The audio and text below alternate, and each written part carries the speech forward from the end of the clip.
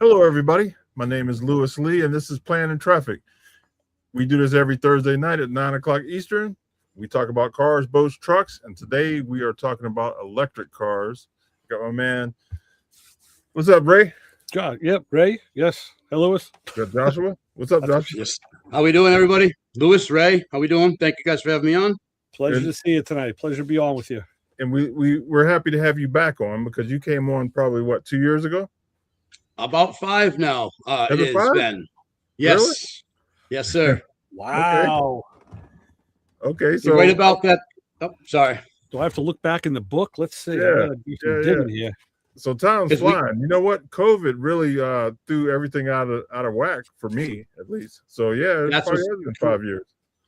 It was right about that time as I was living. I had moved to Johnston. I was living in Johnston about that time. My wife reminded me because we have since moved, but that's irrelevant. But it was about 5 years ago. Okay. So catch us up with the business and what's been going on with you. Lately I've been trying to finish up a Batmobile project, doing some breadboard circuitry design because we basically do it all here at K's Customs. I'm building a special pulse component for a Batmobile project, so it kind of does a lot of fun stuff when the machine turns on. This part is like an afterburner thing, so that's what I've been doing now. After I finished a pretty awesome, one of a kind dirt clay race truck for children. So it was a Power Wheel turned into a high performance race truck. So that was pretty awesome. So that was basically what I just finished for a what is it? A mud truck race team out of Virginia called Not Forgotten Racing. So that was something basically we've been hard at work on here at K's Customs the last several months. The race truck was pretty awesome, I gotta say. Where are you located, Josh? We are in Warwick, Rhode Island. We work out of a little storage unit, and we make smiles for miles. Nice. Very good. Yeah, you're not too far from Ray. Oh no, why? Where's Ray out of? I'm in New York. I'm down in Long Island. Yeah. Nice.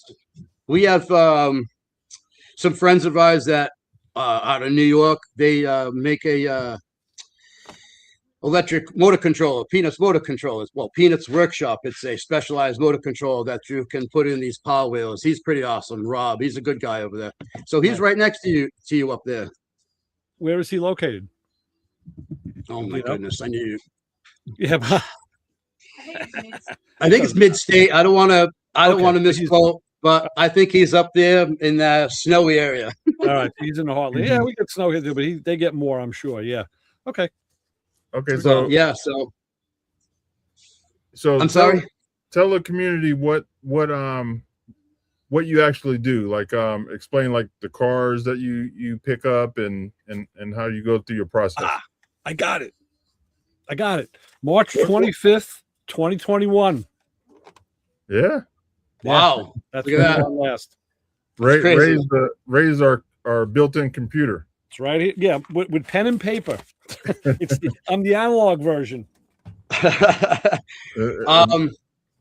Well, we started many years ago, I guess. I guess I'd bring it back to that. We started K's Customs, my daughter and myself. We found a love for Power Wheels. It came through the lost time, dealt with parental alienation. It's a pretty terrible experience. It's when one parent decides to target another parent using a child as a weapon. They withhold contact visits, things of that nature. Mm-hmm. My daughter and I, who's now 16, have been dealing with that for 16 years. I haven't seen her in the last 2 years because of this mess. 22 million families are affected by this, and that's the one that they count. It's kind of like food stamps or unemployment. They don't count you unless you're registered, kind of thing. I don't know how they register parental alienation, so I can't answer that question, but there's a formula. But what I would do is I would I started with a cozy coupe. She really loved that thing, and I modified it from a ATV that I bought her for Father's Day one year. It was a Pinkalicious little 6-bolt ATV. I couldn't get her off that thing for the life of me. Yeah. She would drive straight into a tree, look back and laugh at me like it was the funniest thing. But I modified and I pushed those two things together, and I created like a modified Power Wheel, and I didn't even know the world existed. And every time I would see her, I would try to make it bigger and better so she would smile and look forward to the next time I would see her, etc. Yeah. So then I found her a Jeep, and the Jeep grew to another Jeep, and the Jeep grew to a trike, and a trike grew to this, and I built her 30, 40, 50 different custom ride-ons over the last so many years. And a couple are sitting right there. Yeah. Her Mercedes. Cool. Those are the last ones that I have right now. And that's kind of what we do. We deal with specialized with children's Power Wheels, battery operated Power Wheels, and it's named after her. Her name is Carissa, and it's her customs. It's her life. It's what I put my heart and soul into every day. So her name is alive. Right. So over the years, the last time you were on, you were showing us. Actually, you probably showed us those cars there. What are the differences of the new cars now that are coming out and back in the day? Simplified, way more fun, way more features. It seemed to be with Power Wheels. Now these, I don't want to put in a negative term, but like the Chinese models, which they do seem to come from a lot of over the seas brands. They have the boards and the stuff, such. Peg Parago kind of has moved to control boards, and they've had a lot of problems with their control boards. Peg Parago, the little hit me. I've learned the history of these ride-ons over the last 15 years. Peg Parago, which was originally Pines of America. Pines of America was the original pioneers of Power Wheels. They came out with the PP300, which was a little convertible. They had the Pines High Rider, which was the Bigfoot before they got the Bigfoot licensing, and then they also had the Rider or Raider, which was a little trike. So that was basically the American birth of Power Wheels, was through a company called Pines of America. Pines of America sold off to a company called Kransco. Kransco kind of took over, and they ran it for several years, and they kept the same basic wiring, switches, very simple switches, contact switches, very basic. Then Fisher Price Mattel came along into the picture, and they bought out Kransco, and it became Fisher Price Kransco. Soon they dissolved the Kransco brand, it just became Fisher Price. Then they merged with Mattel because Fisher Price and Mattel are basically the same thing. So then Peg Parago came back into the picture, which is an Italian brand known for carriages and car seats and all that fun stuff. So that's how Peg Parago's name still exists. And they're a really amazing brand, high end. And they went from the really simple switches and to control boards. And when they did that, they noticed that they had a lot of problems. So that's what happens when they try to add to the modern construction. They add circuit boards, and they add fancy switches and fancy radios, and parents and leave the toys outside. They get wet very easily. Circuit boards fry and switches fry, and then you have lots and lots and lots of problems, and many of these things are left on the side of the road. And then you have abundance of plastic and waste and trash, and that's why we were recycling them too. We recycled for about 8 years, and that becomes burdensome when it's just me, your wife, and your daughter. And so it's a great market. It definitely saturated because of the electronic side of it. They went from simplified to complicated, and that complicated made, I think, me personally, more problems. Right. Not to continue to just ramble on, but at one point, Power Wheels had service centers. Peg Parago doesn't have service centers. Kids Tracks and them brands, which Kids Tracks, and they've all changed names, etc., but they didn't have service centers. You had to be licensed and have this $1 million bond and all this service stuff before they'd even let you even say that you'd service them, but they wouldn't let you be an authorized service center. And if you modified and customized and things like that, it was a guaranteed no. They wouldn't even let you have a chance at servicing, being an authorized service center, because that's just not what they're not okay with that. And I'm not stopping modifying and creating cool stuff with cool stuff.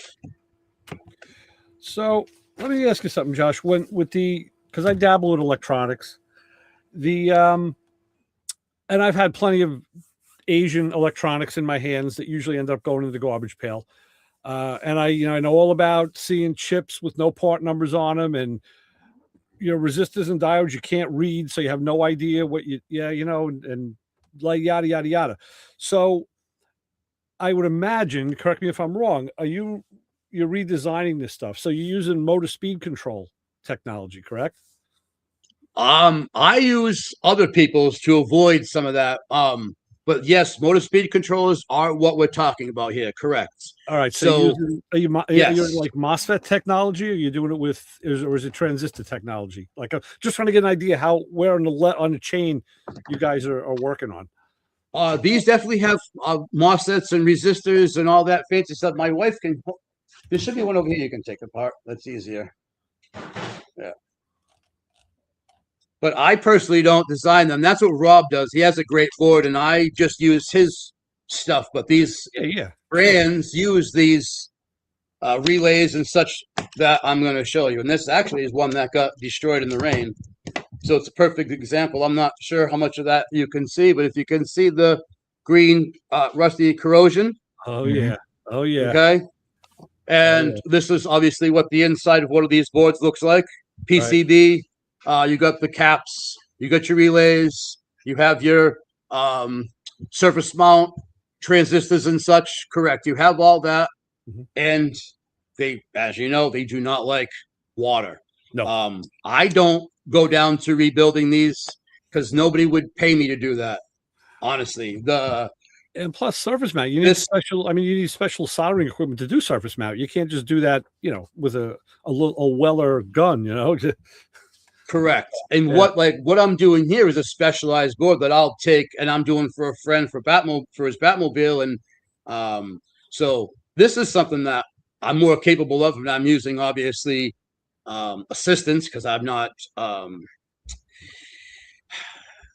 a designer of electrical circuitry whatsoever. I have enough basic understanding to know what I'm doing, follow schematics, follow prints, and if I make a mistake, replace the part. So I'm not proficient. No, that is proficient. So I would never try to replace something like this. Hey, everybody's proficient at their own level, and you have a level of proficiency without a doubt. I mean, that's what it is, and that's why we have people that can do things that we can't.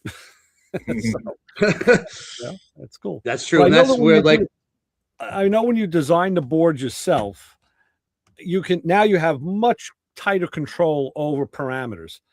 So if you want that snappy hit on a motor, man, you can design in that snappy hit. If you want a lag because you're going to give it to a younger kid, you can have that. It's like adjusting a gas pedal almost. You can build that into the circuitry.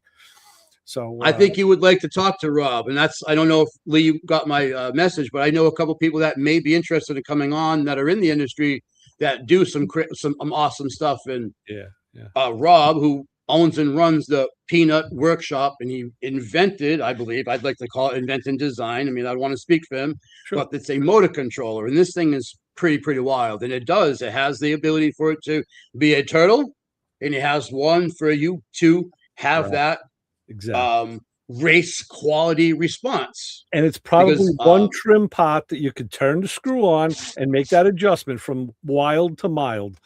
So and that's the world of electronics. But now, like I said before, you have total control over the components you put in there, so you can put the best stuff in that you can afford.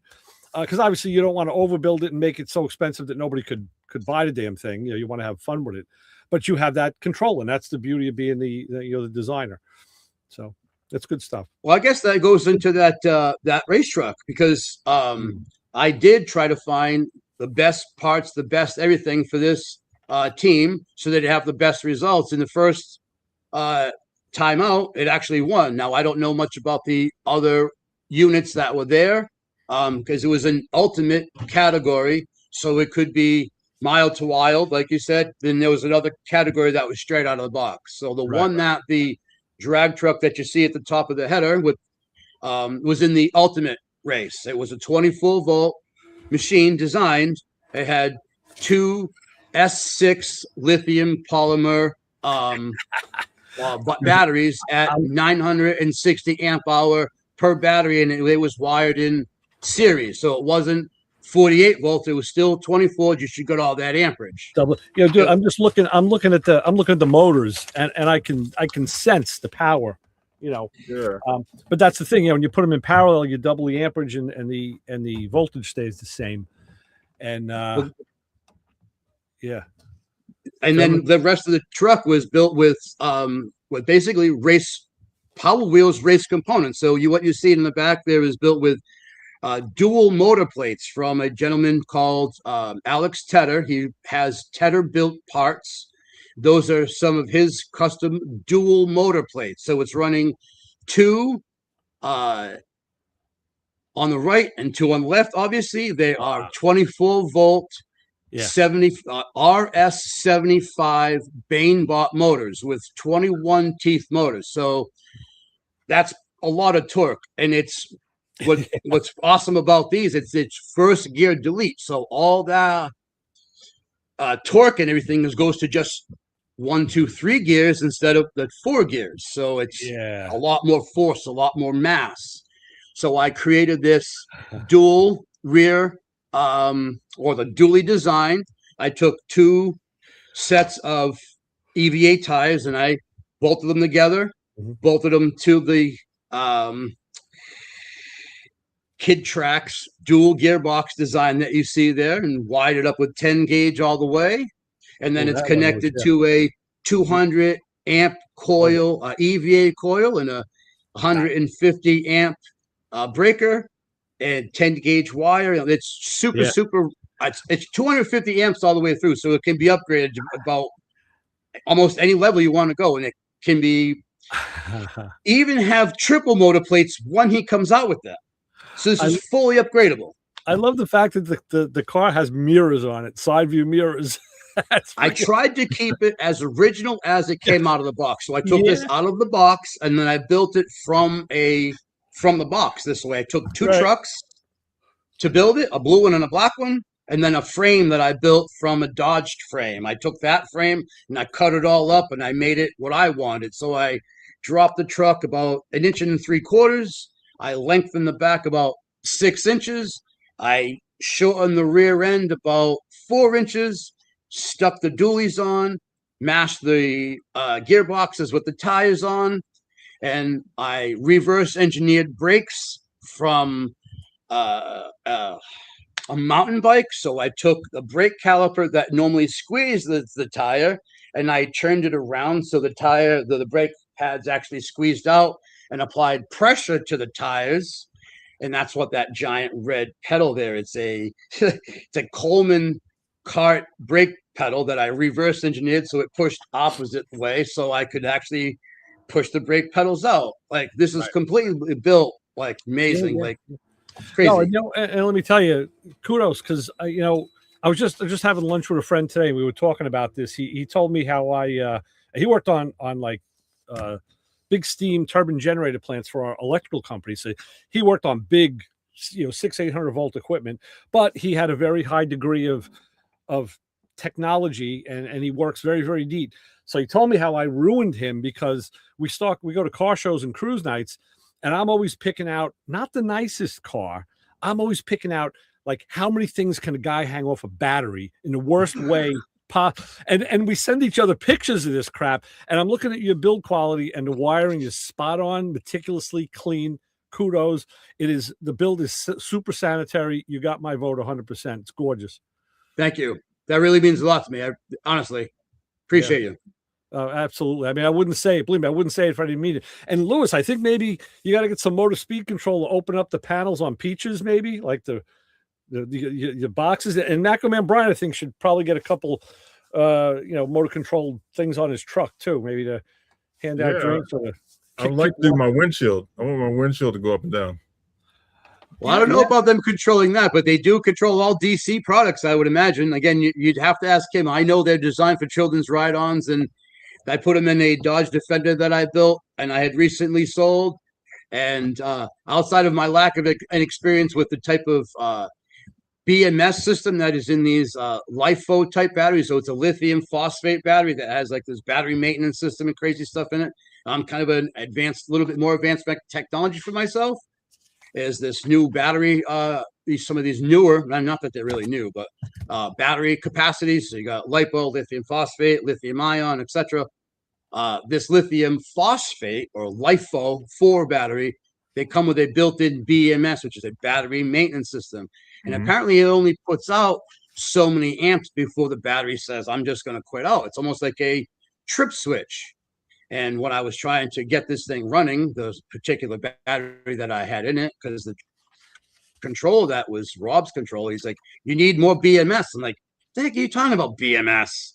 I thought he was talking about, something personal, being funny. Yeah. Come to find out, this battery needed way more amperage, and the BMS, which is the battery maintenance system, needs way more amps. So I learned something completely with trying these new motor controllers. So I don't want to speak much on what they're capable of outside of they're pretty awesome. Yeah, it looks like it. Yeah, no, that's very cool. And we've actually tried to, not to necessarily change the topic, but one of the things we have tried to do with Case Customs and Power Wheels is, I'm sure you're aware, is the whole bring a kid to a car show concept. We tried we did our very first Case Customs crusade for kids, which is a car show for parental alienation, children and family court and stuff, which was a family fun day with a car show. And we had a little kid cars show up. We had Shriners, we had fishing, we had all this crazy fun stuff. It was an amazing fun day that Case Customs put together, and it was pretty awesome. We had a very first Shelby, which was a signed Shelby there. We had so it was pretty awesome. I've never put on a car show myself with me and my wife, and so through the, like you mentioned, what has Case Customs done? Well, we put on our first car show, and it was actually quite successful. 71 registered cars. And there was 2 other or maybe 3 other big car shows going on that same weekend, and we killed it for our first one out, and I'm pretty excited. That's a good idea, because we want to get our kids back into the car craze. So that's a great idea. And that's something I've tried to do with Krista. We used to bring her cars to car shows. We actually got booed a couple of times when she was much younger, because she used to have this little NOS button, and she used to do donuts in the parking lot, and you'd see these people freak out because they thought like something was going to happen. And she's like, woo! Yeah. So we ended up getting tossed in a car show one time ago, but I ended up making amends with the guy who run it, George, what was it? DJ Car Guy, that's what his name. So he was a big guy around here. We made amends. We were actually going to do the first show together, and he was all open arms, and Krista was much younger, and he's like, wow, man.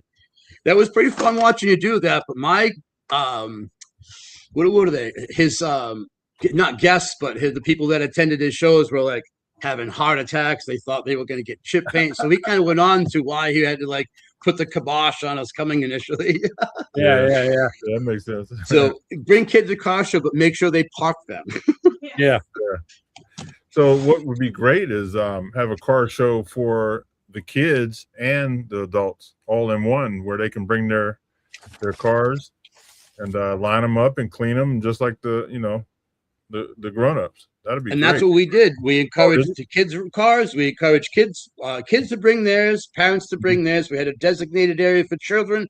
Not that we only got 3 cars, I think, but again, our first one out, we got 3 children's cars. We had a little Herbie replica, little white Herbie.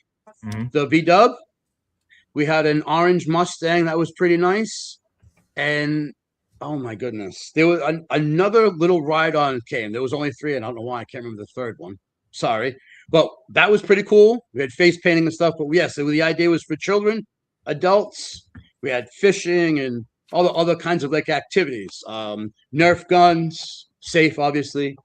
It was pretty cool, but I think. Oh my goodness. Well, so recently in I think it was South Carolina, it was the my God, what the heck was it? It was a race where they did children's Power Wheels, cars. Oh my goodness.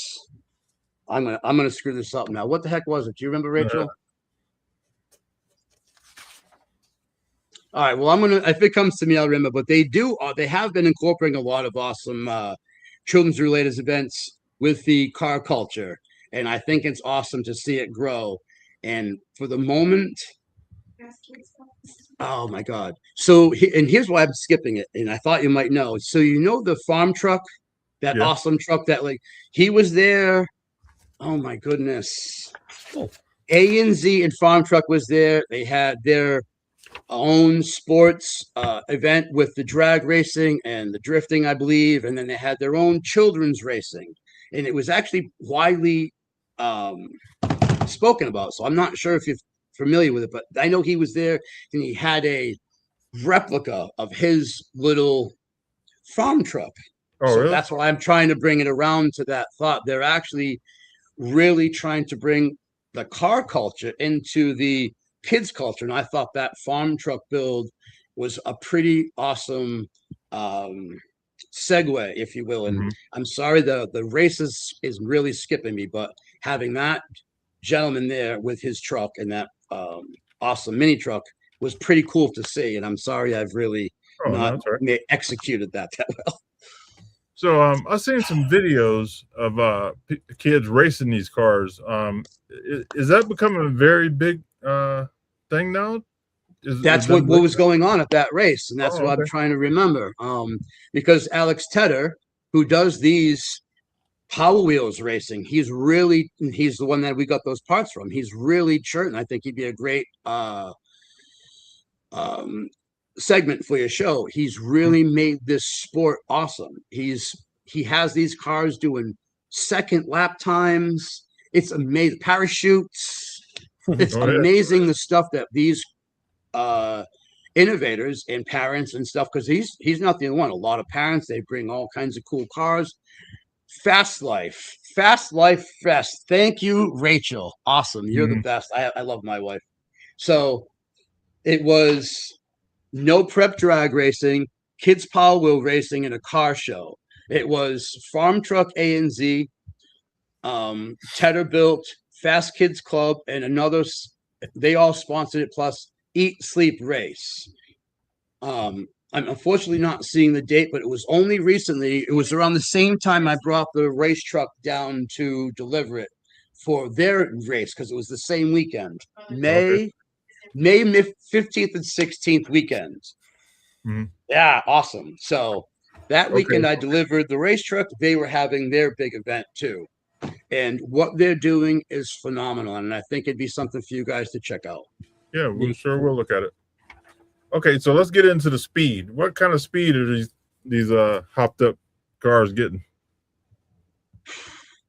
Really, really good. I know they're doing well over 10, some 15, some 22. I know my daughter's Mercedes, we got that up to 22, was a 48-volt brushless motor, live axle.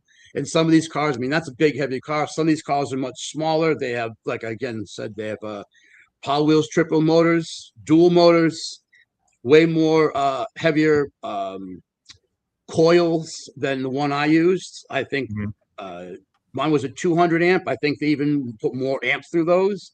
And I can't really speak to all of them because some of them, they really are private about their builds. Me trying to get some information from them, because I actually never built a race truck before. I was trying to, network, and someone kind of like, I'm not going to answer this question. So I had to kind of figure some of it out on my own. Just like a race truck. Yeah. So thankfully I had enough knowledge that I'm not ignorant, but I'm like, I took a couple of photos. I did a little of my own reverse engineering, kind of like with the brakes. And I'm like, all right. And I made my own machine, but it's a community of tight lipness, but these cars are really impressive. I mean, they're one of the things I think is awesome that I've seen them do with indoor track is they have like this rubber mat and they spray like a fuel and then they'll light it like at the actual track, and it gives these things more traction. These things are really putting out some horsepower. Sometimes they have all right, so one of the brands is like an Andy Mark motor to 775, and the RPMs are pretty intense. They put out a lot of torque. So if you add like 6 motors of Andy Marks and you got 23 T motors and you're doing first gear delete and you're putting all that power to plastic tires, you can imagine the plastic shredding, the gearbox is shredding. There's a lot that go. Now this truck that I put out, it was on dirt, and I don't know how fast it went, but the young man slipped on the pedal and still blew all those kids away. And he was 4. So, and you understand that dirt versus pavement are 2 different beasts. You have a lot of more work to push through a dirt track than you do a pavement track. Sure. So now you imagine a lot of these races are done on pavement. And that's why they don't do a lot of the gravel. That's why this truck was a unique.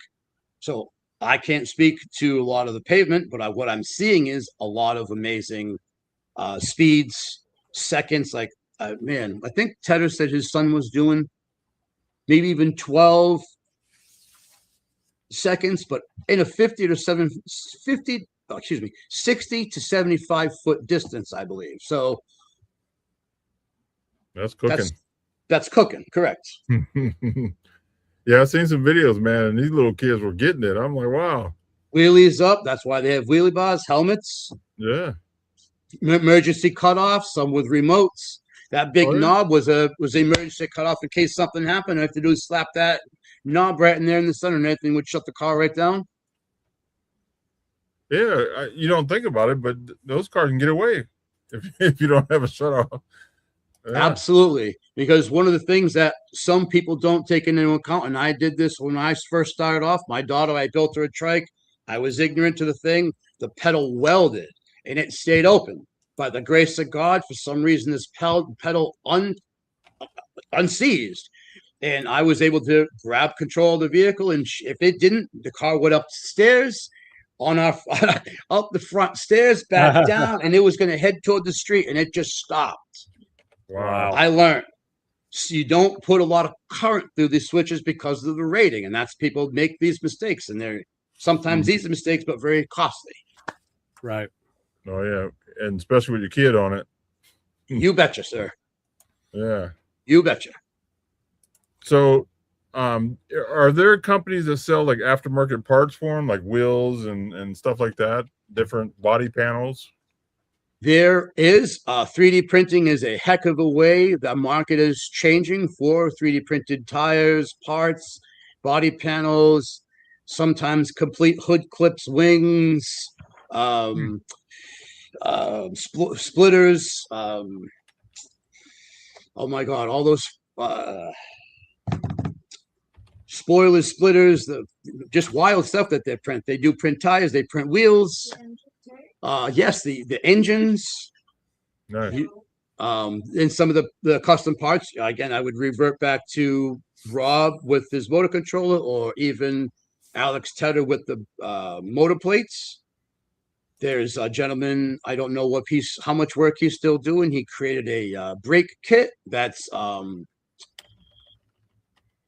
it bolts to the Power Wheels gearbox, and it uses a caliper and a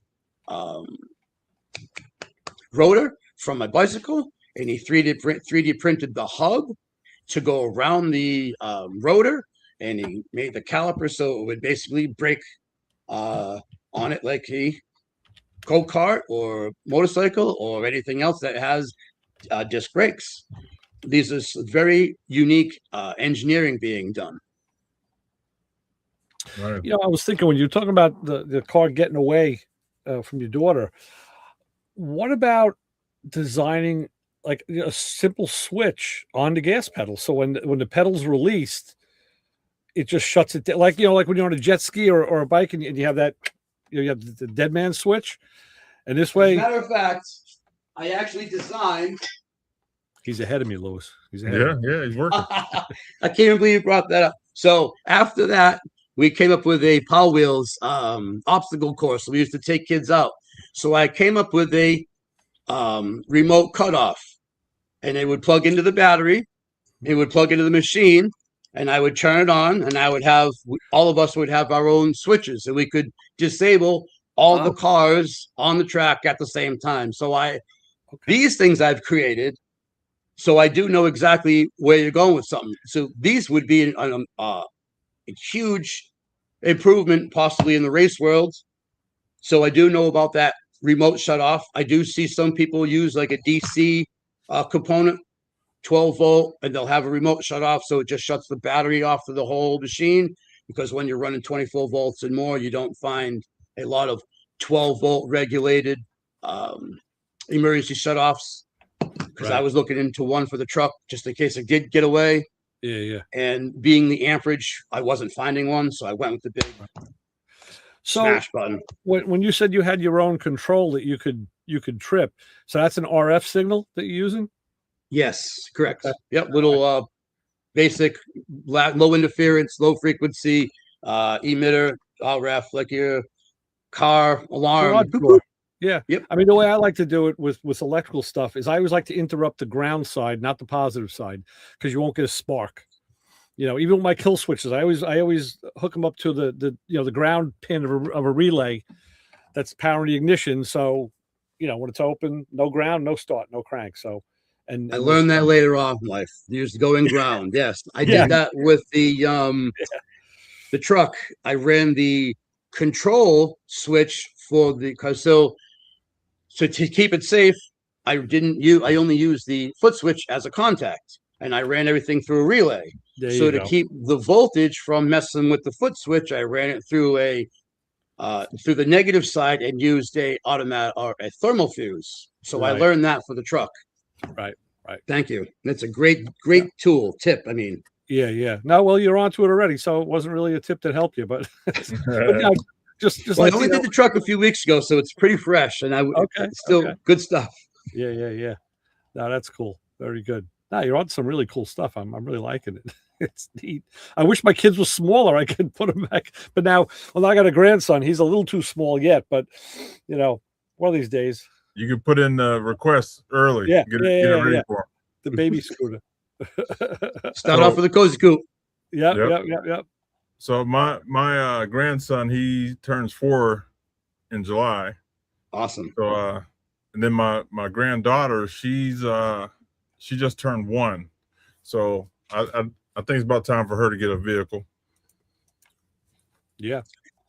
They're really great for the young learning experience. It builds spatial awareness, hand-eye coordination, problem solving. It does a lot of coordination. I really think they're a great tool for children. Like Lou, you mentioned about getting children into cars. This is sometimes, honestly, their first entry to becoming a young driver. Mm-hmm. Yeah. Now my grandson's Lamborghini has a remote. His dad can control the remote, you know, steer it and do everything. Yep. Pretty neat. Yep.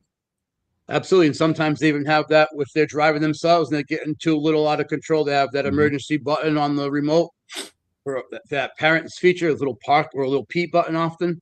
Yeah, they're pretty cool. Yes, sir. So that's why I do like the advent of the Asian products, because they do have some of that, but then they also enable people where they have their 7, 8, 9-year-old being driven around by the parent. So it's kind of double-edged. Mm-hmm. Yeah. Have you seen that video? I think it's an Asian kid. I don't know where they're at, but he has every type of car. He has boats, trucks, motorcycles, all electric, and he drives them all through the yard. He picks up his mom and his sister, and I mean, big money guy. He's the little truck. Oh my God, I've seen those videos. And the mom gets in. Yes, those things are amazing. Yeah, big. Ray, when I tell you that this kid, these cars are big money. He has a garage with like all his cars lined up, motorcycles. Wow. Nice. He has dump trucks with trailers that all work. Wow. He's amazing stuff. Yes. Yeah.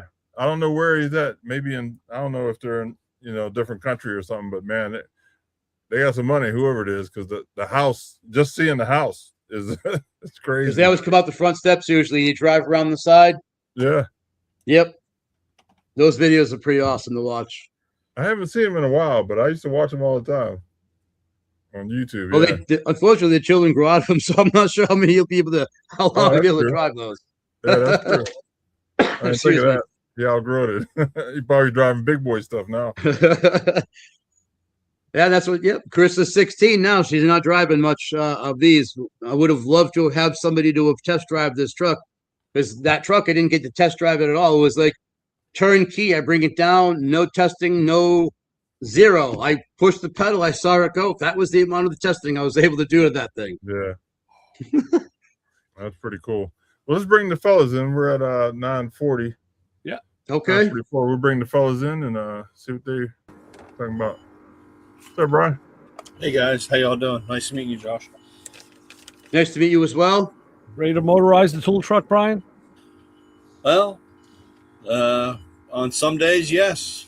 Yeah, I believe it. With the cost of fuel, we've got a few of them running around down in Tennessee, so being tested. Oh, electric trucks? Yeah, so we're getting there. Wow. We're getting there, but it's interesting. I wish I'd paid more attention when I was at our tool expo. We have Milwaukee that does our battery tools, and they've got a lot of battery technology now, and they've been changing, and it's amazing. Like I said, just with it's kind of like you said, that's where it needed to improve to get better. They have all the other stuff, but once the battery stuff and the technology and that stuff is getting really crazy right now. And Absolutely. it's like you said, that we've had capacitors, we've had relays, we've had all this stuff forever. But to drive it, to work it, and everything like that, the battery technology is just exploding. And the only thing of it is that there's not too many places that make the batteries. I mean, it's kind of limited, and it gets kind of costly.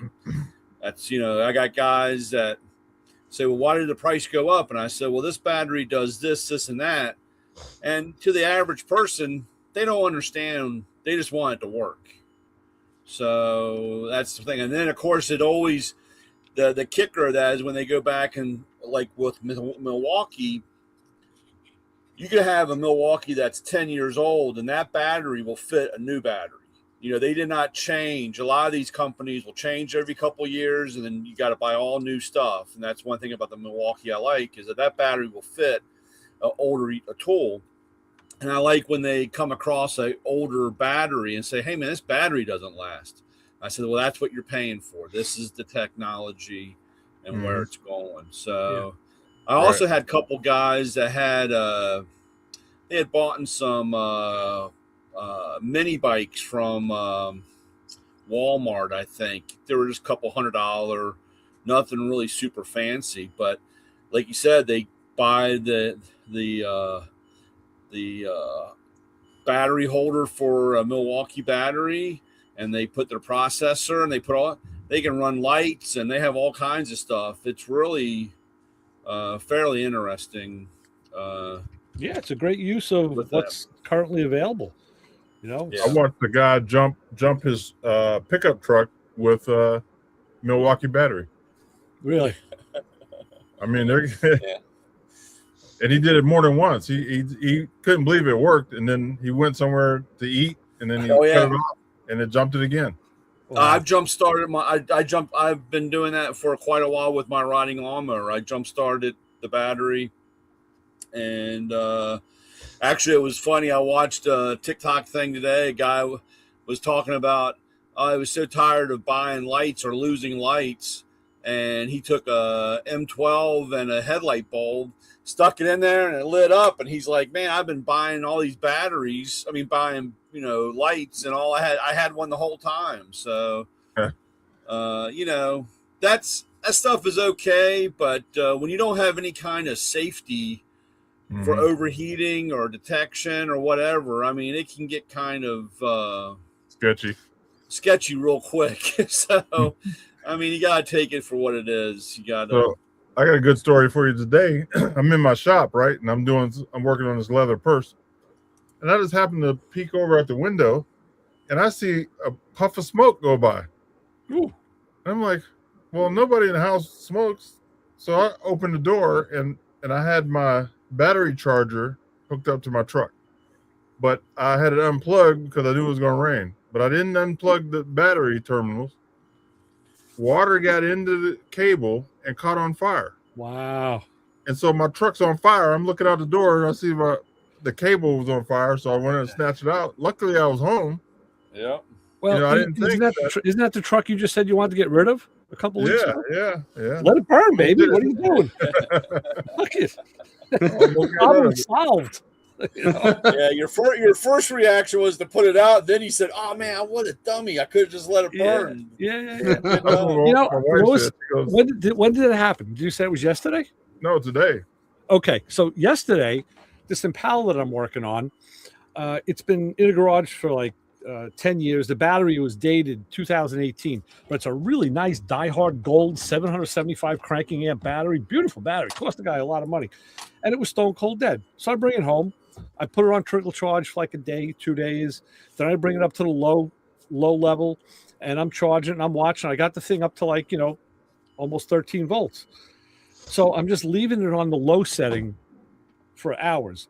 And I went out there at night to shut it down because I'm not going to leave it on when I'm not around. And I hear some hissing, crackling noise. Like, what the fuck is that? And it's got these non-removable caps that have 4 holes in each cap. And I'm seeing like puffs of steam coming up. And I touch the battery. Ooh, it's freaking hot. I was like, that's it. Take it apart. I carry it outside, left it outside the garage. I don't want this thing blowing up near my car. Yeah. I said, well, I guess that one's toast. But again, and I saw the whiffs of smoke. I was like, oh shit, that was close. That was yeah. Luckily, we both had a close one. That's good. It probably would have caught the garage on fire because right next to the garage. I didn't want this thing blowing up and spewing acid all over my car. Yeah. Ugh. And some of these newer batteries, once they run away, that's it. And you add water, it's worse. You need a very special dry chem to put those cells out. So we're talking just basically deep cell batteries here, lead acid. So these newer batteries are not made with that same chemistry. And once like the Tesla style batteries or these the ones with the cobalt, I guess, once they have runaway, man, it's a nuclear meltdown. Yeah. Run. Yeah. No, those are bad. This was just a lead acid battery, but I didn't want the acid all over the place, Yeah. Yep. Well, the lead acid batteries put off hydrogen gas. Yes, correct. And hydrogen gas, I don't know if it can actually self-ignite, but it's extremely flammable, and it don't take much of a static spark from the carpet to set that stuff off. Yeah, well, luckily I have no carpet in the garage, but you're right, Paul, and that's why I carried it outside, and then I went inside and I washed my hands really good because I knew whatever fumes were there were on my skin. I didn't care about breathing it. I've been doing that all my life, so it's. Yeah. And at the age I'm at, what's the difference? It's like I'm at the last quarter anyway. So what am I going to worry about it affected me. Exactly. Yeah. So that's how I saw it. So I'm not worried about it. So, but yeah, that's kind of crazy. We both had a battery issue in 2 days. That's kind of crazy. Yeah. In my mind, I was thinking, I'll unplug it. It's okay. But I never unhooked it from the battery. The battery's still juicing it. Right. Yeah. And it's similar, but not similar. I've seen a lot of people, they'll leave their battery charger plugged into these machines, and then the battery actually is still connected to the charger, whether a capacitor or something, because it may not have a diode. It actually sucks the battery dry. And the next thing you know, my battery's dead. And we'll go through a couple of things, or they'll bring it over, and I'm like, have you left the charger plugged in? Oh yeah, it's been plugged in for 6 months. Yeah. That's why your battery is dead. You got to use a smart charger that can actually sense the voltage and know when to, like a battery tender, the smart chargers. Yep. Yeah, correct. Yeah, that was the problem we had in the early days with our battery stuff or lights or whatever, because guys would just leave them plugged in all day. And they said, we want it ready to go. And, of course, they get it, and the last, would have a 20-minute run, if that long. Mm-hmm. And, they would cook all that stuff. And, right. again, like I was telling you, it's just the technology of that, of the system and what you have, and it's just constantly changing. Yeah. That's why I try to keep work on old stuff because it kind of stays the same. Yeah. But like we were talking, a lot of the old stuff is getting hard to find. They're getting rid of it. Yeah. Okay, I'm going to agree with you there because I had trouble today, and I thought it was a fairly common piece. I needed a alternator from 1962 to 1972, General Motors externally regulated alternator, the 65 amp, which is the most common one Well, used for 10 years.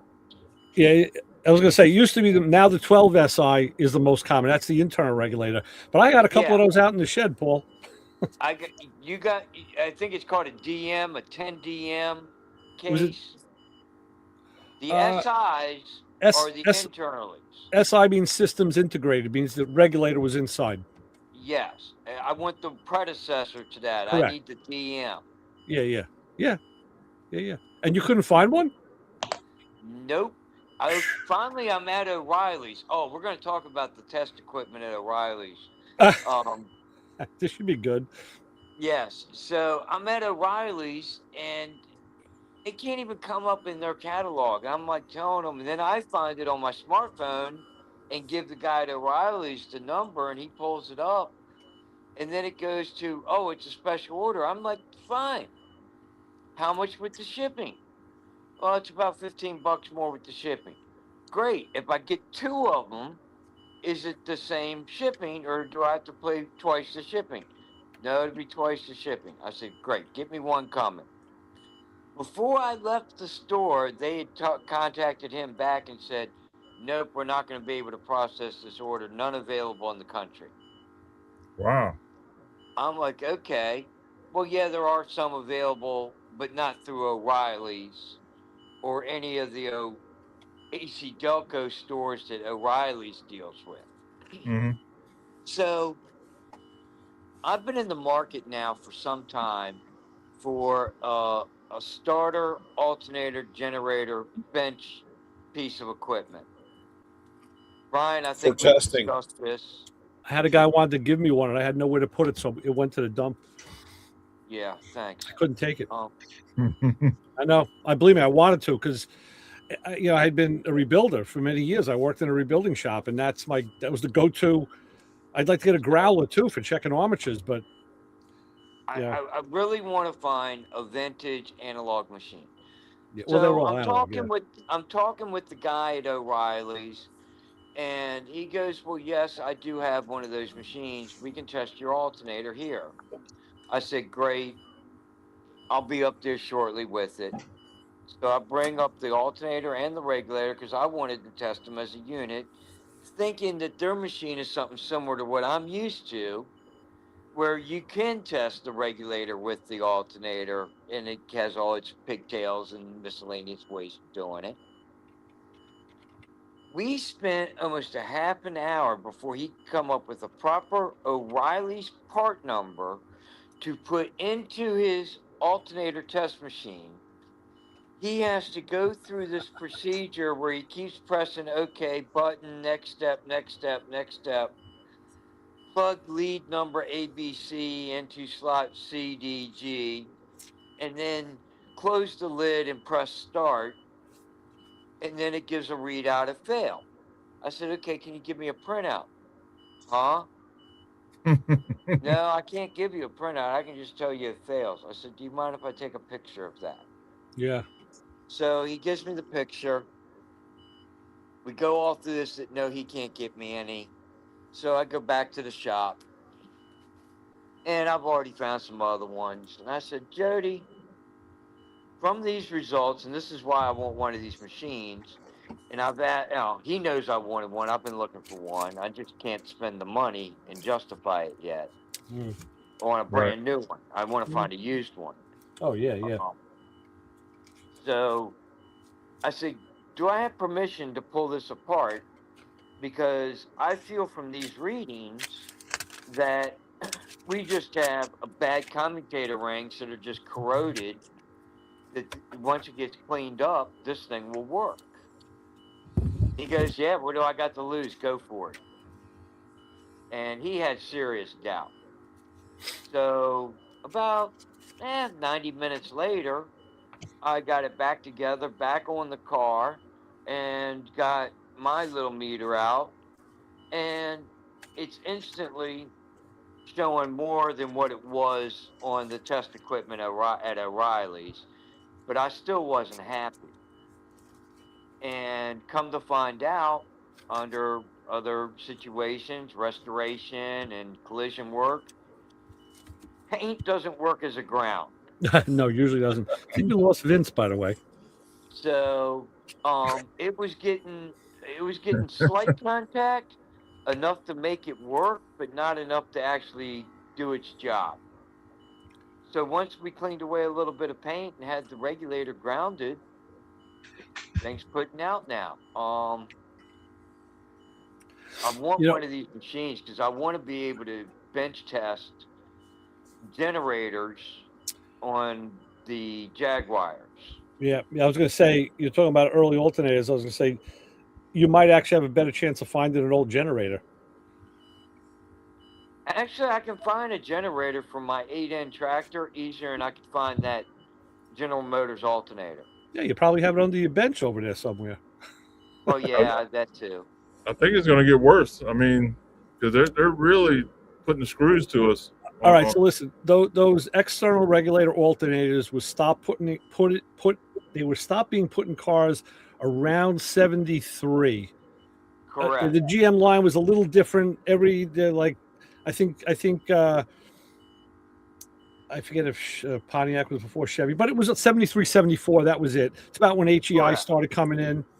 And yeah, so you're looking at 50 years. So it's not surprising, but when we have these conversations, and believe me, every group I'm in, we have these same conversations, and we all say the same thing. Yeah, it's 50 years. What do we expect? When I was in high school, 50 years ago was the 1920s. And that was like ancient. Nobody would think you'd find a new part at that time. Well, we're in the same scenario, just different numbers for years. Sure. So, but cores, there were so many of them out there. I'm surprised. I'm really surprised you couldn't find one because. Yeah, but it's also funny here lately, or even you go back 10 years, they didn't want your core. Yeah. Nope. Yeah. Like I said, because I got a whole shed full of shit. That because they didn't want to I take the core up there. Oh, we don't want it. And like I said, I can't throw it away. Right. And again, you're going to have to be able to find you got to find the kits to rebuild it. When I was in a rebuilding shop, the one boss, one of his things he would do if we were low, he'd go to a junkyard and he'd fill up his station wagon with cores. He would just buy alternators and starters and bring them in, and we would build them for stock. But that was I hate to break it to you, with all these junkyards being burnt all over the country, parts are going to be much, much harder to find, and there's a reason for that. And truthfully, not a good thing. The aluminum is worth money, and those windings in the stators and the armatures, that's worth some money.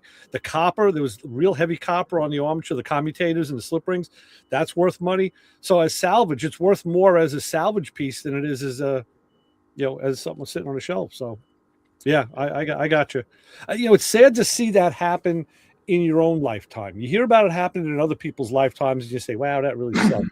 But it's happening now to us, and it's kind of sad. I don't want to be testing and rebuilding alternators for Hondas. However, I know that there's a stronger market. They don't understand what the junkyard thing is. I don't think, and I'm not going to try to go there.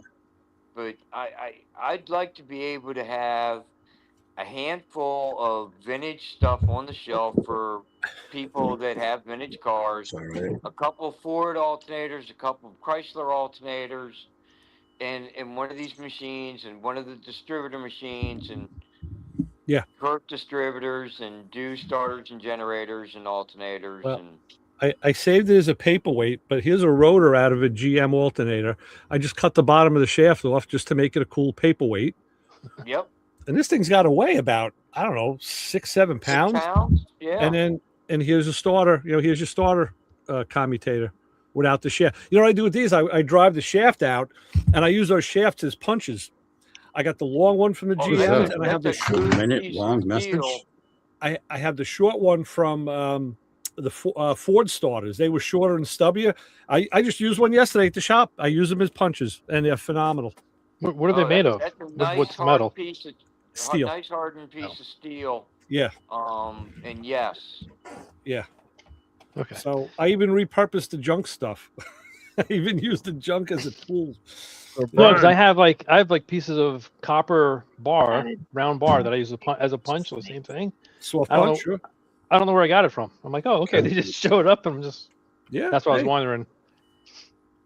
Brian, you might be sitting on a gold mine in a couple of years. Oh yeah, I'm not that lucky. Trust me. Don't worry. The day that the wife finally gets pissed off and has somebody come out and clean it all up is my next day. It would be my cash in, and that would be I'd miss it by a day. Trust me. I have the luck of the Irish. I'm a day late and $1 short 98% of the time. So Because you said I hear you. I'm in the same boat. So I wish I could be that lucky. So speaking of a day late and $1 short, what kind of craziness is Montgomery County up to nowadays? What's going on Dude. in the Mid Atlantic? it's terror. It's unbelievable.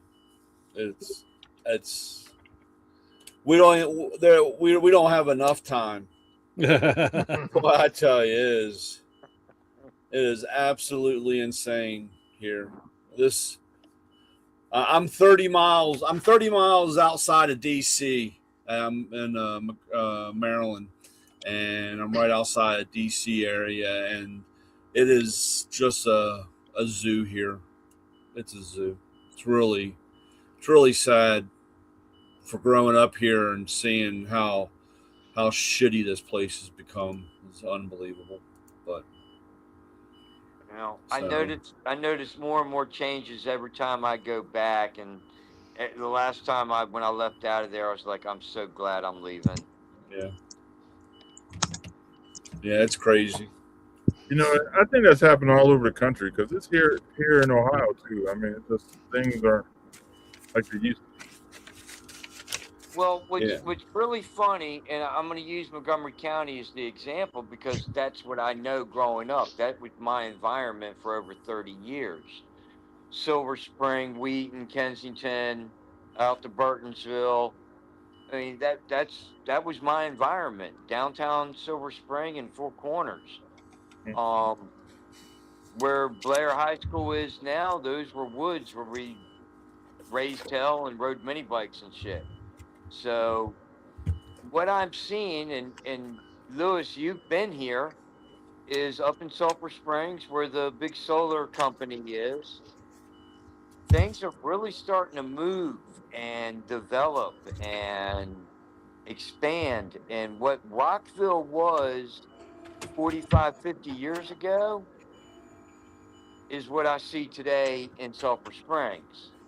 And I could see in 10 more years it's going to be Rockville of the 1990s. Well, the crazy part, and like I said, I've lost a handful of shops, because of development and expansion and road and all this stuff. They're moving, but right inside Montgomery Hills, right inside the Beltway, there was a Shell station there, next to the car wash, right? Yes. And they bulldozed all that. It's all gone. And it was supposed to be some kind of winery, or it was supposed to be in there. And overnight, all of a sudden, there was a fence around the whole place, and it was a historical site for a church. And it had a date like from 18 something to 1965. And I'm thinking, well, that gas station was there, during that time period. So, and they're talking about reconstructing human remains. So there's people buried there, and now it's a historical site, which has thrown a whole big interloop change in the whole planning because they were supposed to bulldoze all that stuff. So, I mean, you just have so many different people and parties fighting about every little thing that it's just, they have no problem turning things over to mess your life up. But then it stays like that for the next 10 years because it's just being pulled from every direction. That whole area down inside, and of course, where the Amoco used to be, Culver's Amoco, is now a Royals farm, and they got the big cock out there. And, you know, that's a whole nother traffic jam because people trying to get the fried chicken. So it's just, like I said, it is just, every part of that place is just chaotic, dude. It's unbelievable. So I don't know. Is the adult bookstore still right there? Of course, we got to keep that, but everything else is Historical. You got to have the important stuff, guys. You got to have the important stuff. Yes. Yeah, it's crazy. But keep it real. was there in the 60s. But back to what you were saying about the junkyards, that I know where you're going with that, and that is part of it. And I also deal with a lot of people that deal with you know, you have your O'Reillys, you have your AutoZones, you have all this stuff, and they themselves are even telling they don't have parts for old cars anymore. They're wiping that out. I mean, they're slowly getting what they want, and we are definitely there's a handful of people we're going to be like Cuba, because we're going to have to save and convert every little thing to make something still around. And it's scary because we're on that edge right at this moment. Digital. Everything is digital. They can shut it off. You hear these cars, they pull up to a stoplight, and all of a sudden their car is off. Why? Yeah. That's not just to save fuel, my friends. Yeah. It's not to be some conspiracy, but there's a reason for that. They did pass though today or the other day about the diesel truck emissions, which the only problem is that if your truck fell in that time period, because like how the state of Maryland is, you know, you're supposed to have what your car was supposed to have. So you're still supposed to have it. Now it's even going to be worse because now they don't make it. The parts are going in because they limit the parts to only 10 years. And once that's done, you're done. So you're going to have a vehicle that you're not going to be able to find parts for. It's not going to be like the 57 Chevy where we had parts sitting on the shelf for 50 years. Hey, they also passed that law bill where all cars are from 2027 is supposed to have this driver impairment AI system. Mm-hmm. Oh yeah. We talked about that last week.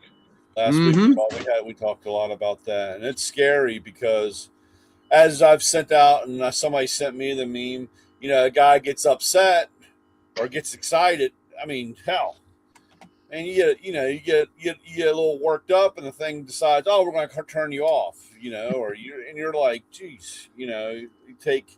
Well, like I said today, I didn't like what you said on social media. I'll just get in the Model A. You can't shut that one down. No, not yet.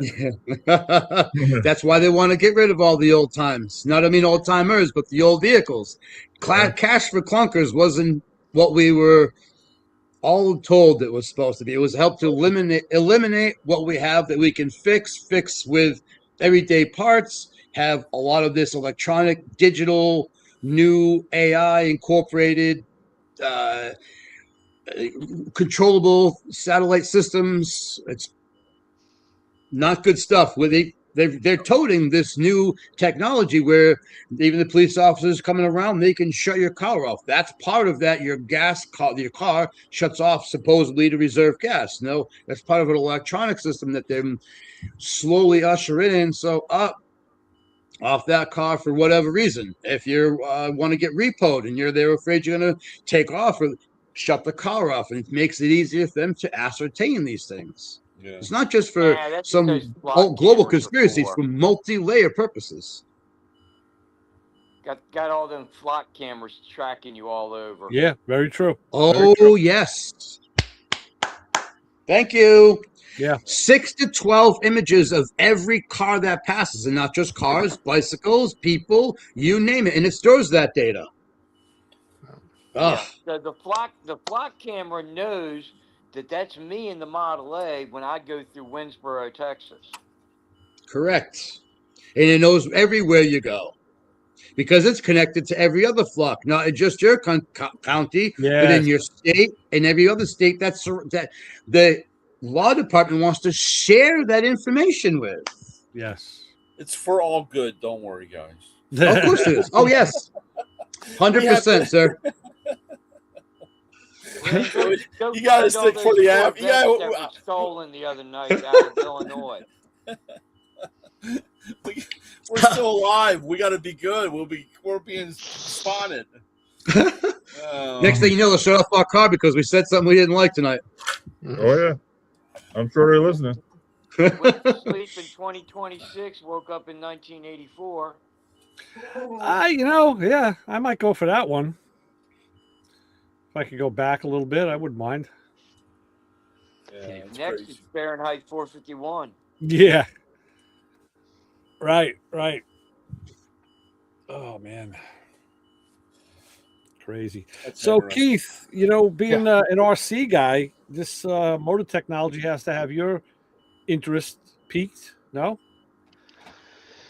I was messing with Power Wheels when my kids were little, but then they outgrew it, and I was like, I was gonna start putting the DeWalt batteries and stuff in there, but they grew out of it and they got into skateboarding and bicycles, and like, well, I guess that's done with.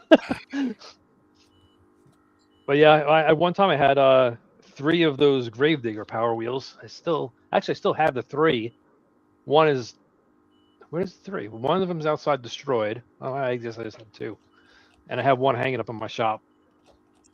Oh, I sold the other one. That's what I did. I sold one of them. Well, Is you know that how the OG Power Wheels or the Bravo Sports one with the green frame? it's probably the OG one because I got them probably like 10 something plus years ago. Excellent. But you know what happens? I was looking for one. I'm like, I'm gonna get the kids the Gravedigger. That'd be cool. So I found one, and then once you have that in your list, I'm like, oh look, here's some more. This guy's selling 2, and I'm like, all right, I just bought them all. So then I had like a whole fleet, and then one of them was in really good shape, and the kids outgrew it, so I took that, and that's hanging in my shop. So I don't know, maybe worth money, but that one's like in pretty good shape. The other one was wrecked, pretty bad. I don't even think it worked. It was like a parts truck, and so I had that sitting outside for a decoration. And the one that was still working, because I don't have any, I must have sold it, got whatever I could out of it. But yeah, we got them the pink Barbie Jeeps. I have 2 sons. They got, and I'm like, I'm just gonna get them some cheap things. They're gonna bash it up. They're gonna leave it outside and wreck it. So I got a pink Barbie Jeep, and I'm like, well, I can't ride around a pink Jeep. So I sanded it down and I painted it with some spray paint, painted it red. And I'm like, all right, painted the wheels black.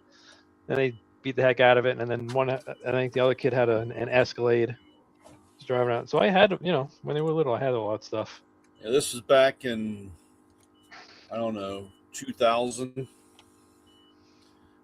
And you can see the smile that it brings to your face, though, Keith. You can see it yourself. Yeah. And you know your children are going to remember their memories more than they'll remember some of the other crap that goes on. Yeah, they were driving around. It's taught them how to drive, too. All right, and fellas, I'm gonna call it a night. All right, Paul. All right, Paul. Right. Have a good night, sir. All right, have a good Nice seeing weekend. you. All right, take care, guys. All right, we'll see you. Yeah. We're gonna bring Sleepyhead back in. Yeah. Oh, did you kick him out because he was sleeping? Made room for you. Yeah, I know. How come it's only 6? Lewis didn't pay the bill. Ah, Yeah. okay. Yeah, That's so if what it anybody is. wants to donate to our Patreon, we'll help the cause of planning traffic. What is the month? Is it a monthly 3 o'clock fee? this Yeah. morning, okay? What? You were counting your eyelashes. Well, like I said, some of us were up at 3 a.m. this morning, so a little. You're a little tired, yeah. Yeah. Yes, I don't know how my brother does it. He's like, I'll see him tomorrow. He's going to work tonight. No, he's at work. I work tonight at 10, and he drives and then I'll see him tomorrow later, and he's like, "Oh, I've been up since 10 last night," and he's still up at 6 o'clock at night. I'm like, that's almost 24 hours. That's crazy. How old is your brother? 18 months. So he's like 53. He's a truck driver. He drives for Hungry Howie's. Hey, look, when I did speed, I used to stay awake for 3 days too. Yeah, I don't know if that's what he's doing, but I don't know how he does it. I can do it. Ray, that reminds me of an old country song. Daddy drove the truck out and Benny drove it home. That's good. That's good. That's a good one. I don't think I ever heard that one. Yeah, three trips to Atlanta this week, and then down there by Keith Tuesday. Do you hear this? Spring Hill. Never stopped by. And they've been doing that. I read something that they were going to be doing like mandatory enforcement. They were putting on a big push with the truckers. Has that been going on? Push for what, Ray? Just pull over road stops and just bullshit checks just to make sure everything is. I guess make sure all the drivers speak English and have a real license. Month of May, DOT month. Oh, it was May. Well, they do 2 checks. They do 2 safety blitzes a year that are scheduled, and different states do different surprise inspections. The state of Florida, it was either April or May. They did like a 7 or 10 day stretch where it was just the state of Florida. They did like what you were saying. They were doing registration checks, just paperwork, pull you in, check all your, cab cards, insurance, just making sure you had your stuff. And I think in that time they found 36, no name given, no comprende, mi amigo, no habla, they were in the truck, no English, couldn't read, couldn't write, trying to use and that's the thing is when you see them, they start holding their phone up to try to do the translator. Yeah, translate. They speak no English. I think it was, I forget the numbers. The one that sticks out was they found 36 that were, definitely shouldn't have been in there. Issued like 57 tickets for bad equipment, ball tires worn out, stuff like, equipment violations. Mm-hmm. And then 35 or 40 that were just didn't have the proper documents. They had like, a driver's license and that's it. So they didn't have insurance. They didn't have the cab cards. They didn't have everything else. And this was just state of Florida in like a 7 or 10 day, they did it. And I'm like, and I congratulate them. I think more states should do that. What's a cab card? Cab card is a fancy term for registration. Okay, gotcha. And that kills me, Ray. There's, in the heavy duty world versus the hot rod world. In a truck, they call it a dog bone or a that's everybody's. That's a lot of the shops. They love calling them dog bones for the rear suspension. It's panhard bar. All it does is locate the rear end in the frame. Right. An air-to-air intercooler is a charge air cooler. No, it's an air-to-air intercooler for the turbo. Potato, right. ham sandwich, French toast. They love changing the names and then, thinking they're doing something. It's like, no, it's.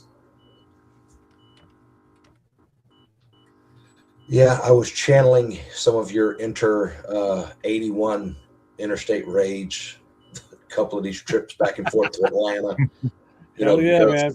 75, there's 3 lanes picking up and big signs. It's, trucks over 6 wheels are not allowed in the left-hand lane. So as I'm looking at the back of a truck and looking at the sign, yeah, I got you. Listen, dude, that's what took me back to 95. And I swore off 95. And it brought me back to it because of that. I mean, I will neither confirm nor deny that there might be certain stretches of the interstate where I know I got a clean shot and I got 10 miles an hour speed on some of these guys. You got a clean shot, dude. Take it. But I'm saying, I do. Yeah. Because, again, the trucking industry now is such on a truncated timetable because of, like we've discussed before, just in time freight, brokers, people, everybody's got their hand in the pie and everybody wants to try to be the boss, and everybody's got, I made a delivery a couple months back, and the guy goes, man, I need to get my license, be a truck driver, and all this. I said, oh, you want 36% of the revenue and 94% of the liability? Oh, those are the real numbers. Those are the real numbers. I might make 37% of the gross on a load, but I got 94% of the liability because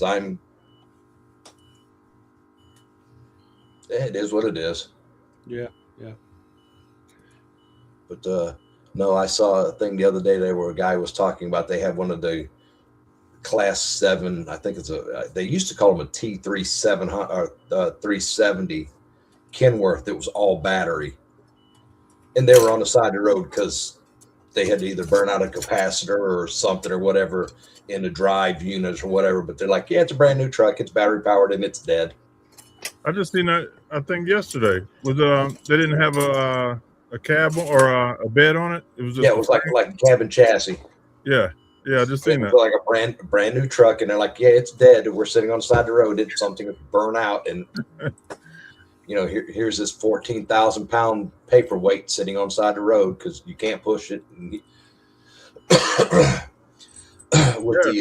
It's locked up if everything got safety protocols. Everything kind of so they don't run away. So they lock the brakes up, and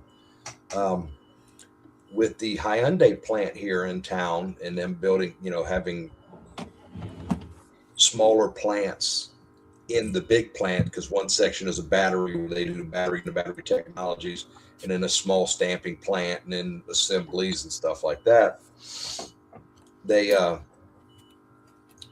lost my train of thought. Some of the trucks that they use to go, because they've got a couple of different warehouses, and they're all Hyundai tractors.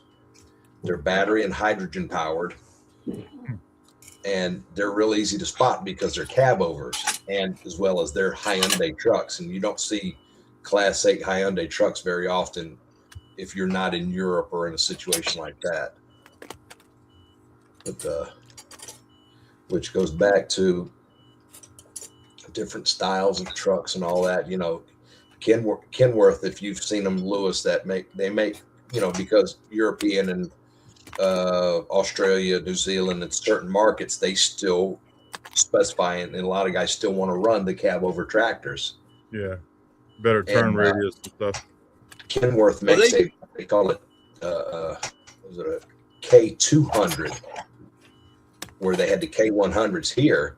Mm-hmm. They still make a cab over model, and it's a K200, and it is a absolute gorgeous truck. And I know there was a young man that used to do a trucking stuff. He unfortunately passed away out of Canada, Dave with Smart Trucking. He had inquired from Kenworth, North America. He says, I would buy one of these trucks. And they start talking about hybrids, and then Edison, if there's a company in Canada that's actually doing a hybrid version of a diesel with a generator and battery packs in tractors.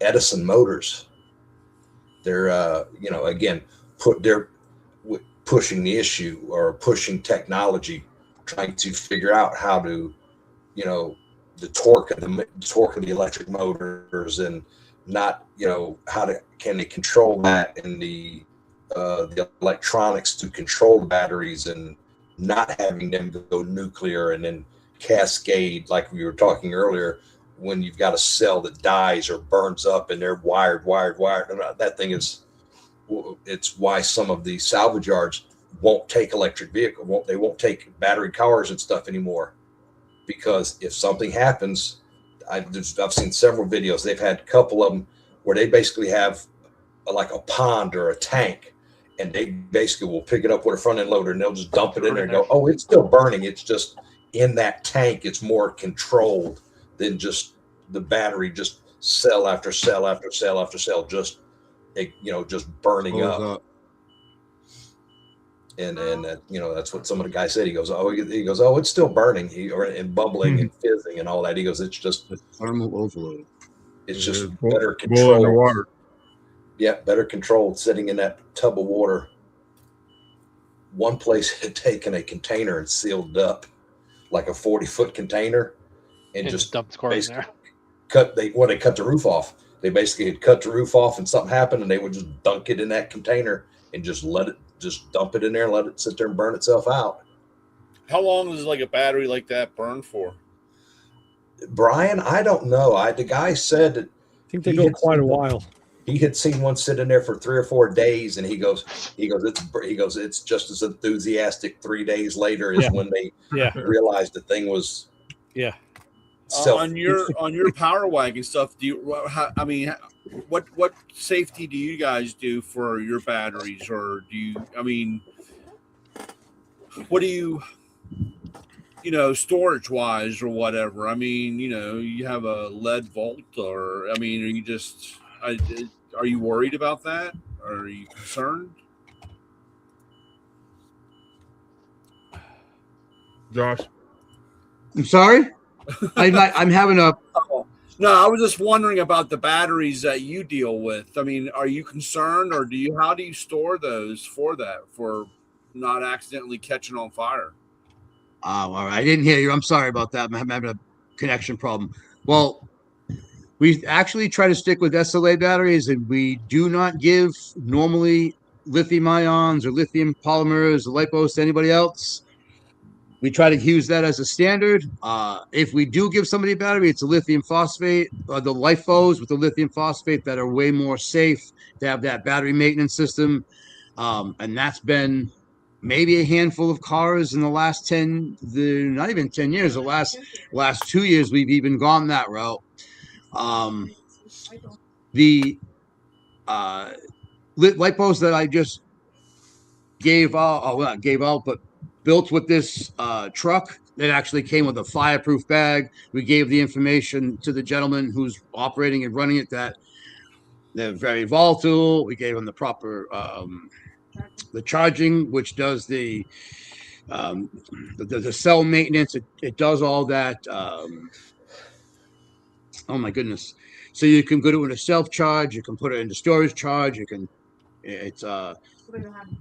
So the my goodness. The limit, Jesus Christ, and pardon me. So the use that we have given them, oh my goodness, whew. So giving them out to people has been very limited. What we do use them for personally is also limited, and we don't have a way to store them. We don't worry about storing them. We put them in a fireproof bag that they come with. As a matter of fact, actually, I have one right here. So just mention it. So it's this lithium Pro Guard. It sticks in a bag, and if for some reason it has a new like this nuclear melt out down, the bag helps kind of keep it in, gives you that term to get rid of it. But this I only have one pack. I've never gotten really involved in them. We try to keep it SLA safe because these are going out to children and parents, and a lot of people are not very. They used to just plug and play stuff. They don't want a lot of complications, and when you get into these batteries, they're complicated. So to keep it simple, the only complicated truck that you would even call it would have been the race truck that we gave to somebody. But they run their own race team. They're very knowledgeable. They understood what we were giving them was basically a nuclear bomb in the front of a truck, and they knew how they had to keep it. They had to keep it proper. We gave it lithium polymer alarms, so they're a voltage alarm. So if the cells reached a certain level, the alarm would go off. The owner knew to tell the child to listen for that alarm so they wouldn't push the vehicle. So there's certain things we'll pass on, but it's not a common thing that we deal with customers. Sorry to make it a complicated answer, but I wasn't hearing you properly. Good. I had dealt with a company. I'm trying to remember the name, and I can't. It was they sold me a LIFE battery for my motorcycle years ago. And I picked up the box. I said, there's no battery in here. What are you doing? It was so freaking super light. And we had them on my radio show. And the guy had said, these things are so safe. We have paperwork, we can ship them by overseas, by the water. Because if the boat capsized, these things are safe. They will not, ignite. And I was like, wow. And that was back in the early 2000s. They did that. And I had this, like you said, the separate charger where I could look at each cell. I could look at the voltage in each cell, and I could tailor it or whatever. It was pretty cool stuff. Pretty good stuff. But you have to be a little bit more experienced than to look for those things, because average users aren't proficient to look for certain, like you said, the voltage of each cell, how to properly charge it, use it, store it. Well, we all challenge Jimi Hendrix here, so we like to say we are experienced. Little music reference. Well, Jimmy asked, "Are you experienced?" Yes, exactly. I have a meme. It's Jimi Hendrix in a job interview, sitting across from the desk, and the guy's asking him, "Oh yes, but are you experienced?" It's like, it's great. Fun. I saw a thing today about, or was it yesterday or today, about Marshall amps and stuff like that, because Jimmy's middle name was Marshall. Marshall, right? James Marshall, yeah. And he made a deal with Marshall amps, and he told him, he says, "I'll pay full price. I don't want a discount for." And he kind of laid out with the guys with Marshall what he wanted to do. And he goes, "What I want from you guys is service." He says, "So if I have issues with my amps and I'm in London or I'm in LA or what," he goes, "I want you guys to." And he says they had one or two of his roadies that came in that were really hands-on and went with them while they were assembling and setting his stuff up. And they learned the ins and outs and balances and the ins and outs of the maintenance and mechanics on his stuff. And they said he really never had a problem. He had like 4 different setups in different parts of the world, where, because he used to do a lot in he loved, like London, in LA, New York, stuff like that. And they had his stuff that wouldn't travel a whole lot, so he could just stick it. And I'll tell you, man, the hot setup was and still is an Ampeg head on a Marshall stack. That was the hot setup. And Mel Shacker from Grand Funk, the way he played that long scale bass, he would drive it through a distortion box and he would blow the power tubes in a gig. And his roadies would have to come over there and pull this like 600 volt, 2000 degree power tube out and change it on the fly. It was brutal for these guys, but that's how he got that real raspy, brutal sound. Back in the day, the Who used to, they punched holes in the speakers to get the resonance. Then in the 70s, guys figured out you could do it with an effects pedal. Put like a distortion pedal and a fuzz box, and then just drive that bass, overdrive it all the way up. Oh, what a sound! But it was hell on the equipment. Well, that was like Lemmy, Lemmy in the 80s. Lemmy Kilmister, with him doing a lot of that overdriving and the way he set his stuff up to get that sound that Lemmy had. Yeah. Yeah. So hopefully you like that little thing I sent you about Eddie Van Halen, or not Eddie. Actually, Eddie did play the drums. About Alex. You know what? I was watching that on my TV and it kept freezing up on me. The video so I didn't get through it yet. It actually froze YouTube on me. So I got to, and today I didn't have any time. I was busy all day. So I'll get back to it because it's in my queue. Ray, you're always super busy, but did you realize that initially when they were young, Eddie played the drums and Alex was doing that, and then they switched? I did know that. So, I think I saw the behind the music documentary on Eddie. Yeah. And also, Eddie, let me do the shutdown. All right, take us out, and we'll go to the after party. Okay. Josh, hey, you're always welcome here, man. Always, if you have anything you want to share or any events coming up, please always come hang out with us, and just let us know what's going on. I'm going to sign off, but you don't. Thank you very much. I appreciate you guys all very much. You guys do a great show and doing a great job. Thank you. We had a blast. Thanks, Josh. So just hold on, Josh. Don't jump off yet. Don't go anywhere. I'll work. All right, people. We do this every Thursday night at 9:00. So tell all your people that we talk about it all. And we will see you next week. And it's Father's Day this week? No, it's next week. Next week. All right. So Next week I'll say Happy Father's Day. So, Yeah. Okay. all right, people, we'll see you.